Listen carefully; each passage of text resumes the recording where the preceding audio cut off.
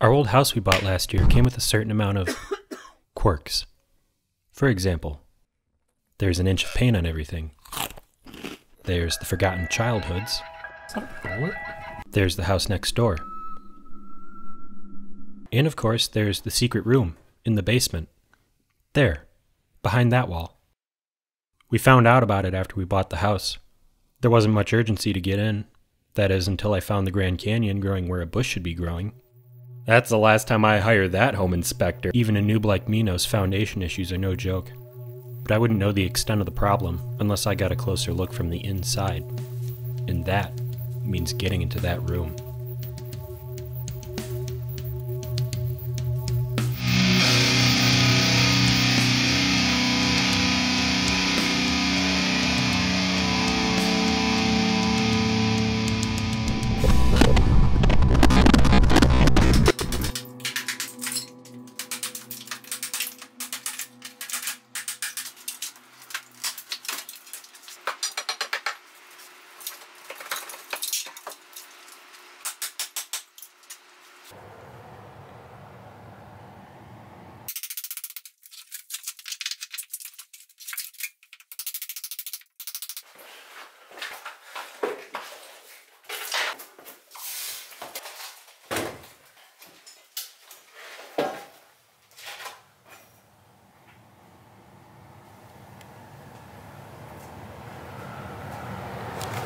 This is probably a good place to say that this wall was predetermined to not be a load-bearing wall. Stay safe, kids. Don't just go knocking down walls in your houses. And always use protection. This message has been brought to you by the Condom, Dental Dam, and Strap-On Society of America, where protection comes first. Piece of pipe from the radiator system. Ooh, that's not good. Where I live, our homes are under constant threat of destruction by the very thing that makes all known life possible: water. Over the years, things happen. This can lead to some bad things, like hydrostatic pressure, and eventually, collapse. Modern homes are better equipped to withstand environmental stress. Some old homes have done fine over the years, but others have not. Knowing what little I know about homes and home survival, I predict that, at the very least, this wall will need to be rebuilt. But I won't know the full story until I get all this gosh darn dirt out of here.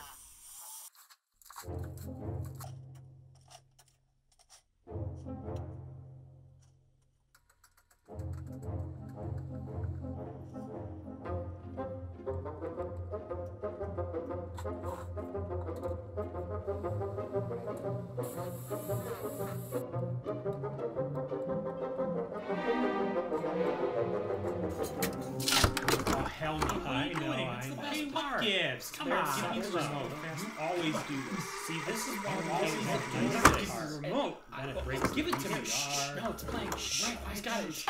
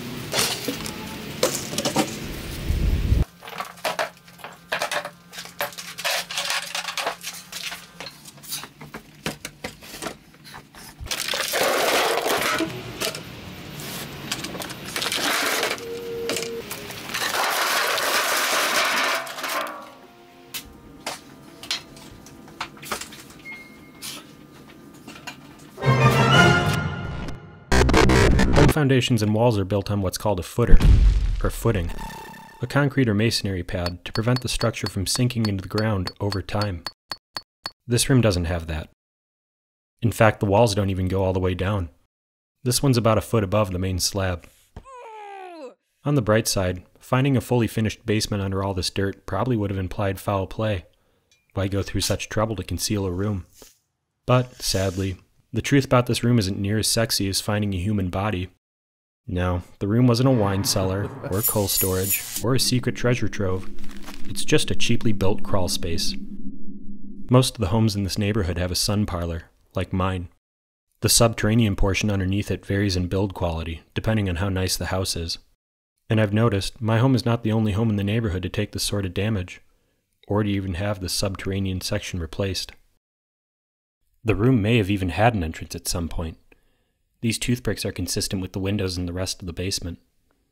But if it did, it's long since been sealed off and forgotten, probably to prevent rats from getting in. Since there's no footer to build on, the only proper course of action is to add one, and then rebuild all 3 walls on top of it.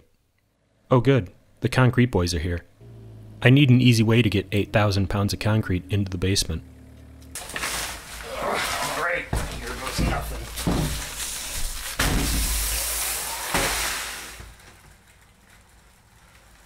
Anyway, here's the plan. Replacing a foundation is basically like replacing a tire on a car, right? And everyone knows the first thing you do when you're going to change a tire on a car is to dig a trench around the car to catch any fallen parts. So we'll start there. Step 2 is to prepare our vehicle or basement for Step 3. We punch some holes in it. Not just willy-nilly, of course. We're about to throw some support beams in these holes. They'll need to be far enough away from the wall to work on and add a footer, but close enough to keep everything properly supported. Step 3. We laminate some 2x6s. These will help to carry everything when it's suspended in air. Give them a heave and slide these bad boys right on into the light. We'll zap them into the ceiling joists until the ceiling posts are added. They'll extend out into the yard for extra support and leverage. Shims are added between the beams and ceiling joists to ensure maximum physical contact.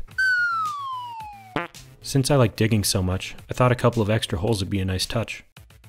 They turned out to be the perfect size for some wooden footings. Ceiling posts are added next.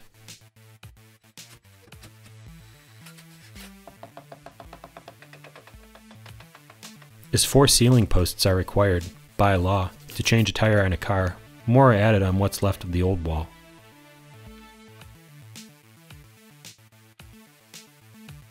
You with me so far? Good. Cinder block piers are erected on top of some garbage out in the yard. The actual lifting will be done with 4 6-ton bottle jacks jacking a ton of bottled 4x6s. One for each wheel, of course. A steel plate is added to the bottom of the beam so the jack doesn't just push up into the relatively soft wood.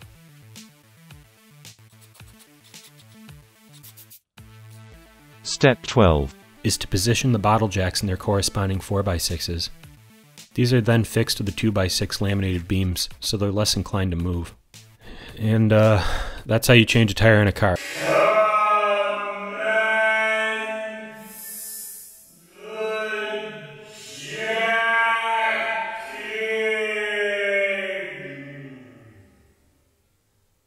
We don't want to lift the house too much and cause all sorts of damage to the plaster and windows and floors and stuff. Just enough to be off the existing walls, and have some room to work. About 1/4 to 3/4 of an inch. Professionals claim to have even tighter tolerances. This dance took the better part of an hour. Only a few pumps at a time, making sure to keep everything as consistent as possible so I don't invite chaos into the situation and rack the 2 stories of house hanging above. The jacks on the old wall are later moved to the piers out in the yard. If you look closely, you can actually see the house lift up. And we have liftoff. Look at that.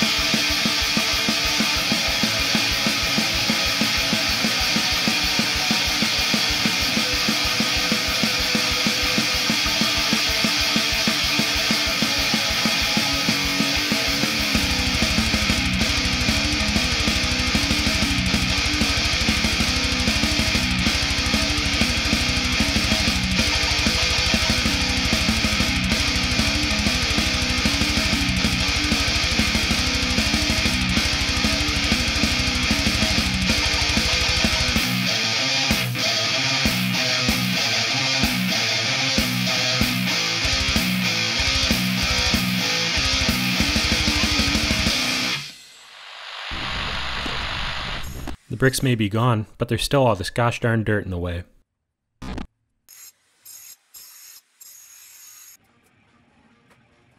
This angry little turbo shovel is just a clay spade attachment on a demolition hammer.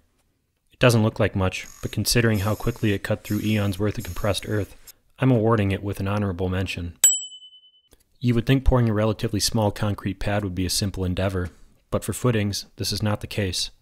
Specifics will all depend on local building code, laid down and enforced by the man. The footing needs to be below the frost line, if there is one. In Michigan, that's at least 42 inches underground. If you're building under a house like me, brick count also needs to be a factor for this distance. The size of the footing will depend on a lot of things. Type of soil, snow load on roof, height of the structure, build materials, etc. The concrete you use needs to meet a minimum pressure rating.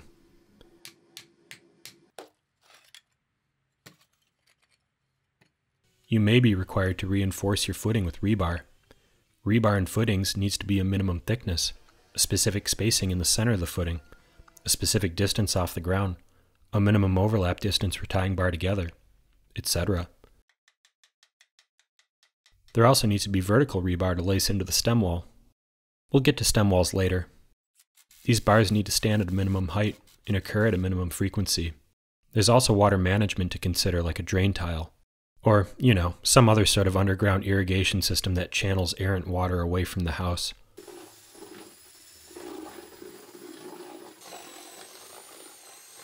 As I'm just one small boy, I'm pouring the footing in sections out of several 20-gallon mega buckets over the course of 2 days.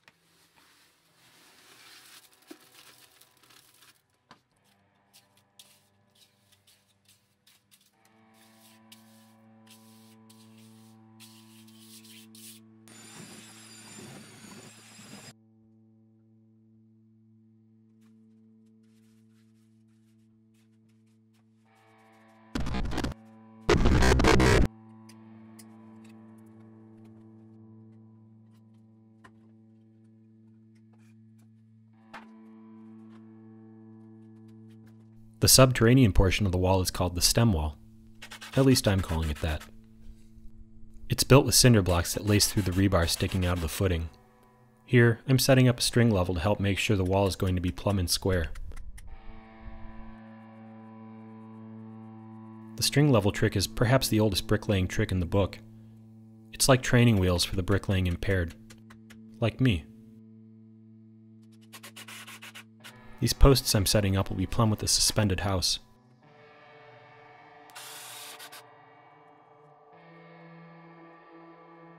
Once they're all squared up, we'll wrap a hot pink string around everything to make it look cute, and mark our exact heights of our block layers.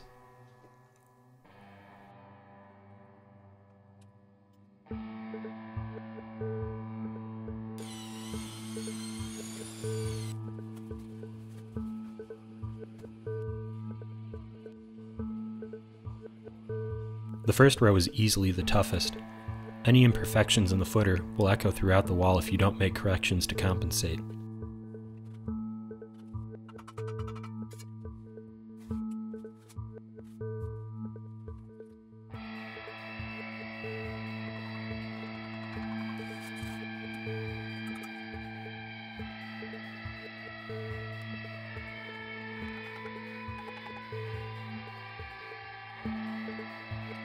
I'm no authority on block or bricklaying, but here's the gist of it. More poopy and less soupy. The mortar mix, that is. When in doubt, add more. Can't have too much mortar, but you can have too little. The more coverage, the stronger the bond. And remember, the most important thing is to have fun with it.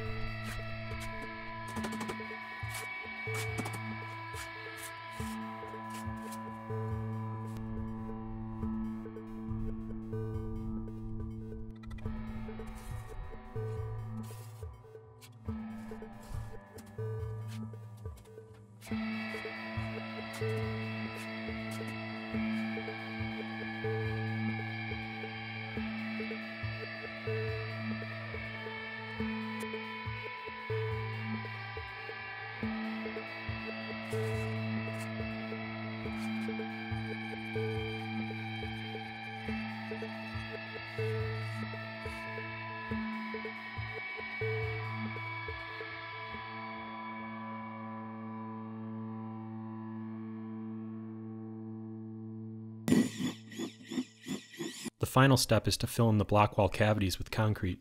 This locks the rebar and everything else together, giving it a power level of over 9,000. Remember that guy that ate 2 whole bags of concrete back in the 80s? I mean, who doesn't, right? Well, this wall was even more hungry than that guy, consuming a total of 70 80-pound bags. All that racket you may have heard in the background is just Emily helping out by chipping mortar off the bricks. You want to tell us what you're doing? I'm chipping mortar off the bricks. That's right. In due time, these ancient purple rectangles are going to go right back where they came from.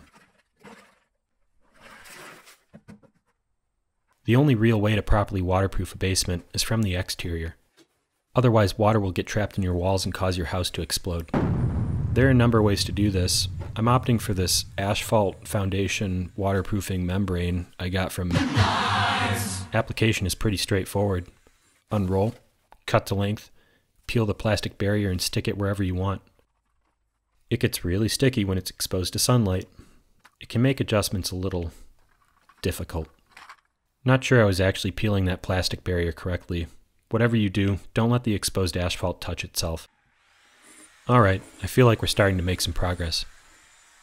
Laying the block only took a few days, so the rest of the brick shouldn't be too bad, right?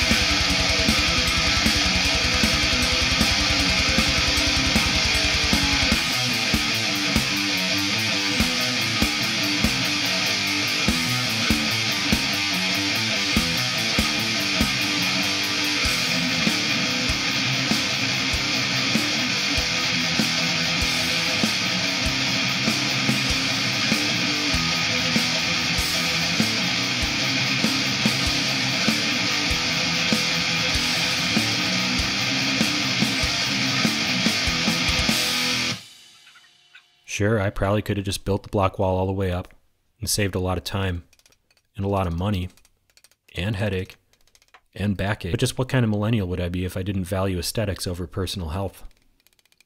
But seriously, custom brick is extremely expensive, and the original veneer is the only other thing that would match the rest of the house. The interior brick is from a local masonry supply. Most of the reclaimed red brick would have been okay to use, but I have something else in mind for it. A little something I'll be saving for a rainy day.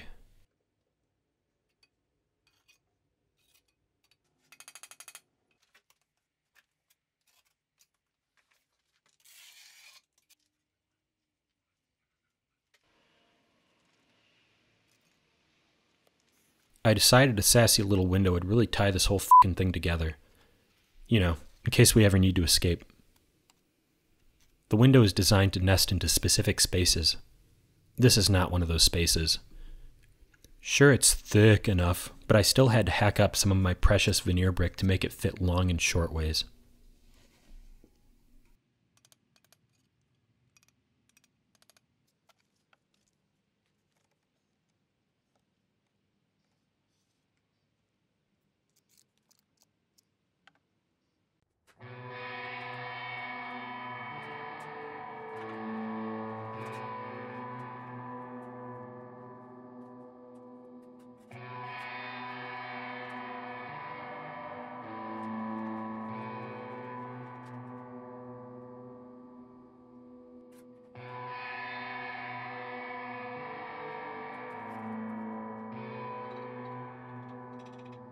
As the back of the house has been suspended over nothingness for the better part of 3 months now, the corners have settled slightly.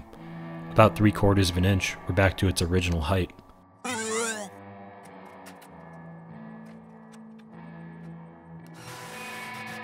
I threw the jacks back into the mix, but honestly, I was afraid of wrenching on it too hard and cracking the footer, so I abandoned the strategy. On to plan B.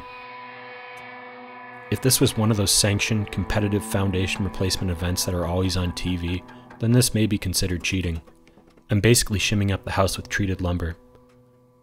This is way more forgiving than squeezing an extra row of bricks between the new wall and the house.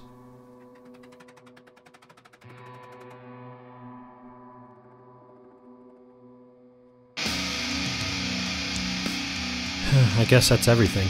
At this point, if it were to all cave in and fall back in on top of me as I was lowering it down, well, that'd just be okay. The red posts are all seized up. Don't ever let anyone tell you that buying a 24-inch pipe wrench on a whim at a garage sale is a bad idea.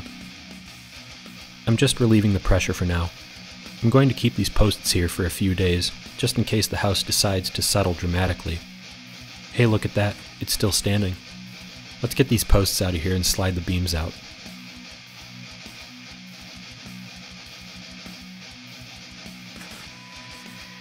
I'll need to find a task worthy of all this wood. After all, these beams are the true heroes of the story. They defied all odds and acted as a foundation when there was none, cradling an injured home until all things could be made right again. How about shelving for trash in the attic? It's getting cold outside, so I should probably plug up these holes now. That's better. All this dirt came out of the basement in 5-gallon buckets. Yes, all of it. And now we get to put some of it back. This dirt will settle over time. It will need another helping of sweet terracotta, but not till spring. Wow, look at that. It's actually starting to look like a house again. I'll have to clean up the brick and trim and add flashing, but I've about had it with this whole thing. Let's take a look inside. Oh shit! I forgot to brick up the beam holes. Oh well. This room is also in need of some cosmetic love. And a floor. But why do today what you can put off till tomorrow, I guess? Or the next day. And so on. In any case, it's a lot brighter around here than it used to be.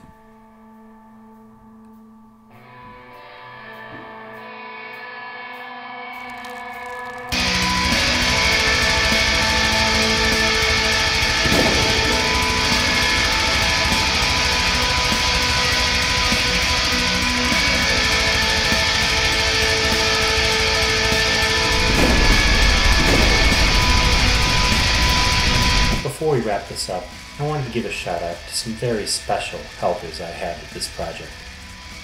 Emily, Carson, Mr. Bones, Jesse, Tyler, and Edgar. Thanks guys, I couldn't have done it without you. And thank you, the viewer, for viewing this video. If you like what you see, consider slamming that thumbs up, disemboweling that bell, or eviscerating that subscribe button. I have many more videos in the works, of all shapes and sizes, so stay alert. Until then, I'll see you next time.